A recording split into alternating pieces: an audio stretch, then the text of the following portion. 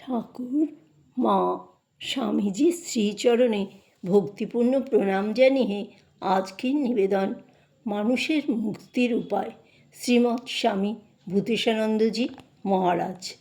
হাজার হাজার মানুষের মধ্যে দৈবাৎ কেউ ভগবানকে জানতে চেষ্টা করেন, আবার তাদের মতো হাজার হাজারের মধ্যে দৈবাৎ কেউ তাকে জানতে, তার সাক্ষাৎকার লাভ করতে সমর্থ হন। এই হলো সাধারণ মানুষের জীবন। রামপ্রসাদ সখেদে বলেছেন, মন দিয়েছ মনেরে আঁখি ঠাড়ি। অধিকাংশ মানুষ আধ্যাত্মিক জীবন সম্বন্ধে কিছুই ভাবে না।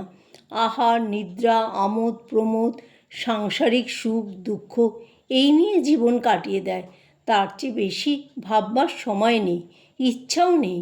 যারা এই অবস্থায় আছে ঠাকুর তাদের বলেছেন বদ্ধজীব, অর্থাৎ তারা সংসারের মায়ায় আবদ্ধ হয়ে রয়েছে। সংসার বলতে কেবল ছেলে মেয়ে আত্মীয় স্বজন নয়, দেহটা পর্যন্ত সংসারের ভিতরে পড়ে। দেহের উপর মায়াই সবচেয়ে বেশি। শরীর অসুস্থ থাকলে প্রিয়জনকেও ভালো লাগে না। এই শরীর ভালো লাগে আমার বলে, শুধু আমার নয়, আমি বলে। শরীরটাকে আমি বলে মনে করি। আমার আমিত্ব যেন এই প্রতি অণু পরমাণুতে জড়িয়ে রয়েছে। তাই শরীরের সুখভোগের চেয়ে আর বেশি কিছু আমরা ভাবতে পারি না। এই শরীর এবং শরীরের সঙ্গে সম্বন্ধযুক্ত স্ত্রী পুত্র আত্মীয়দের আকর্ষণ কাটিয়ে ভগবানের দিকে যাবার কথা মনেও আসে না। এ শুধু এই যুগের কথা নয়। আমরা বলি কলিযুগের মানুষ ধর্মবিমুখ, তা নয়, সব যুগেই এই। ভগবান আমাদের মনকে তৈরি করে তাকে যেন ইশারা করে বলে দিয়েছেন, যাও সংসারে থেকে ভোগ করো। ভোগ বলতে দুঃখভোগই বেশি, তার সঙ্গে ছিটে ফোটা সুখভোগ। বালি বেশি, দু চারটি চিনির দানা তাতে ছড়ানো আছে, তাই মিষ্টি লাগে। মুঠো মুঠো বালি মুখে দিচ্ছি, একটু মিষ্টি লাগছে, বেশিটাই বিস্বাদ, তবু তার লোভ ছাড়তে পারছি না। এই রকম বদ্ধজীব প্রায় সব মানুষ।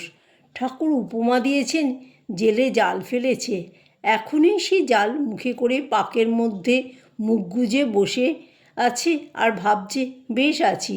জানে না যে এখনই জেলে জাল শুদ্ধ টেনে তুলবে আর ডাঙায় উঠেই মৃত্যু।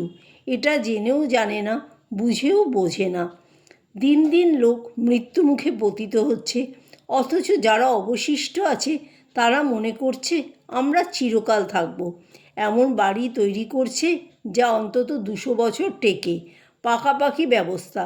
কার জন্য করছে? সে নিজেও চিরদিন থাকবে না, ছেলে মেয়েরাও নয়। তবু মায়া বড় ভীষণ। এই মায়ার বশীভূত হয়ে মানুষ তাকে ভুলে জীবন কাটাচ্ছে। জালে পড়া মাছের মতো বন্ধনের বোধ নেই। যদি থাকতো তাহলে বন্ধন থেকে মুক্তির জন্য চেষ্টা হতো।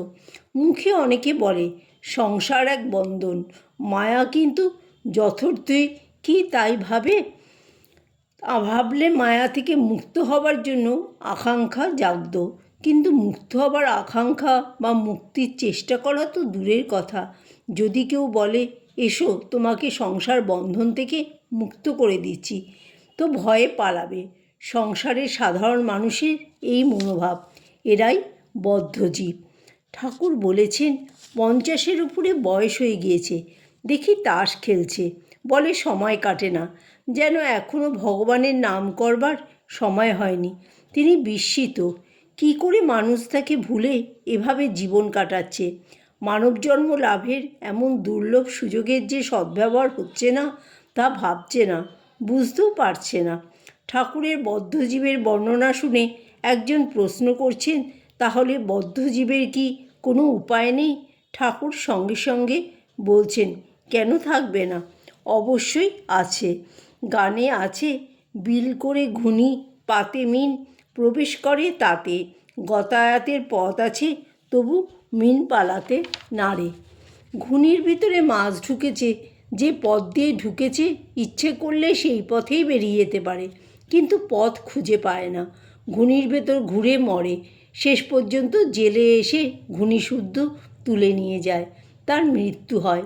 আমরা ঘুনির ভেতর ঘুরে মরছি। পালাবার পথ আছে, কিন্তু সেই পথের জন্য অন্বেষণ আছে কি, খুঁজছি কি? বদ্ধজীবের কি কোনো উপায় নেই? ঠাকুর জোর দিয়ে বললেন, আছে বই কি। উপায়গুলি খুবই সাধারণ। বলছেন তার নাম গুণগান, সাধুসঙ্গ, মাঝে মাঝে নির্জনবাস, তার কাছে কাতর হয়ে প্রার্থনা করা, এইগুলোই উপায়। জয় ঠাকুর, জয় মা, জয় স্বামীজি।